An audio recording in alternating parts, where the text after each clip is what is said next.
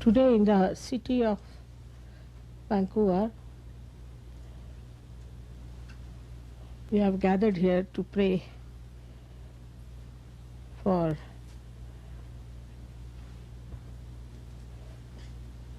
the country of Canada and also for the Canadian people. Also, we have to know that there are lots of negative forces working, and there has to be some pooja to be done to the mahakali force. And so I thought today let's have the puja for mahakali. So mahakali puja is the same as you do the Devi's puja, but first the mahakali force came on this earth.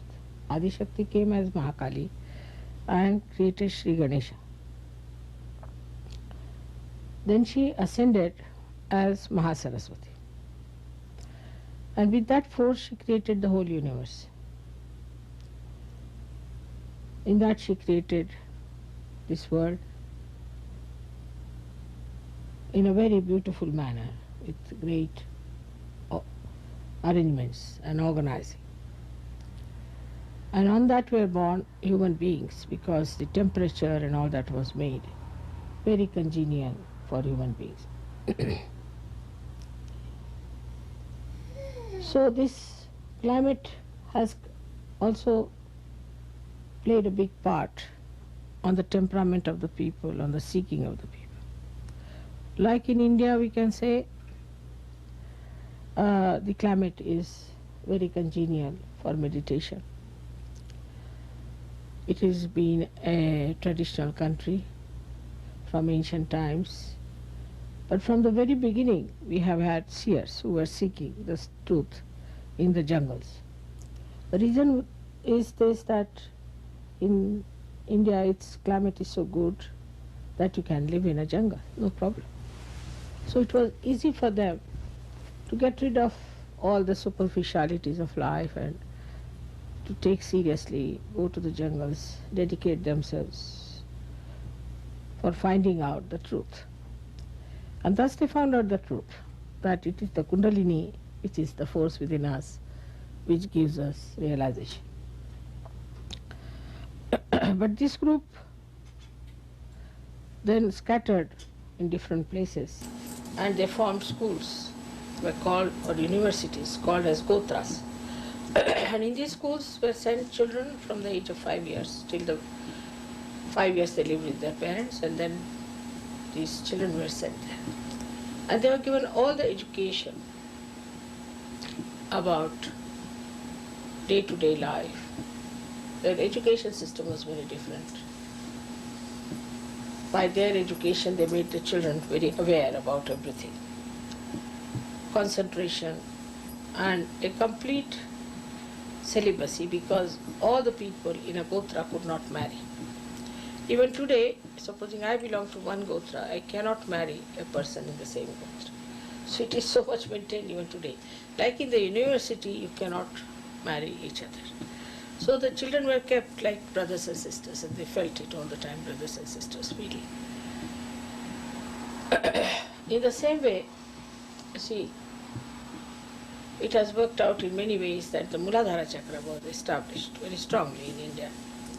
And that's why, though we had many other countries like China, we had old China was there, and also Egypt, then we had Greece, and also Rome.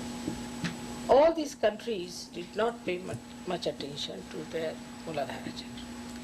And this Muladhara was created by the Mahakali. Mahakali created Sri Ganesha to emit holiness, auspiciousness, wisdom, divine wisdom. And her establishment of Sri Ganesha is also within us on the Muladhara Chakra. But if we do not pay attention to our Muladhara Chakra, then our powers become very big and we start catching from negativity much more. Those who have good Muladharas do not catch so fast. But we are harmed more by people who are negative because they know that we have bad muladharas and they can affect us.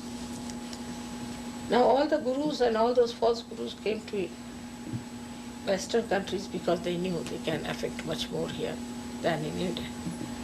Like Rajneesh, nobody would accept such a man. Freud, nobody would accept such a person. But here already Freud had done the necessary harm to people, and they were prepared to become vulnerable to these people. And on that background, these people came here and started acting, and they have been very successful. All of them have been found out to be very loose charactered, and they have been exposed, and it's nice that whatever is negative, whatever is false gets exposed.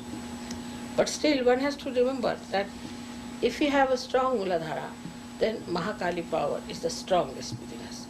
Because as I told you, first she created Sri Ganesha. So all her power are actually expressed in Omkara, which is Sri Ganesha. And this Sri Ganesh power within us represents the complete love of Mahakali and all her powers of destroying the evil forces. They go hand in hand, we should say, like every light has its glory around it, or glow around it. In the same way, the light of Mahakali has the glow as Chaitanya, which is actually nothing but Omkara and Sri Ganesha. Now Sri Ganesha has aspects, as I have told them, that if you see the carbon from the left, you see on the right side Omkar, Om written like that. If you see from right to the left, you see it as swastika. If you see from down below upward, then you see it as a cross. And now they have verified it, they have experimented, and the scientists have found out and have now declared that it is. So that aspect of Omkara, which is within us, is the right side. But the left side is the swastika. And the swastika is a very, very sensitive instrument that if you use it on the right side, then of course it is all right. It works for construction, but if you use it for left side, I mean in the anti-clock manner, then it is destructive. So swastika, when it is moving in its right direction, clockwise in front and anti-clockwise at the back, if it is moving in the right direction, all negativity is thrown out on the periphery and absolutely they cannot enter in. But if it is moved on the left-hand side, then anybody can enter in. So it is, even if you move a swastika, see now, create a kind of a opening. If you make a swastika and see, it opens. But if you move it this way, there's no opening. It goes on closing one on another.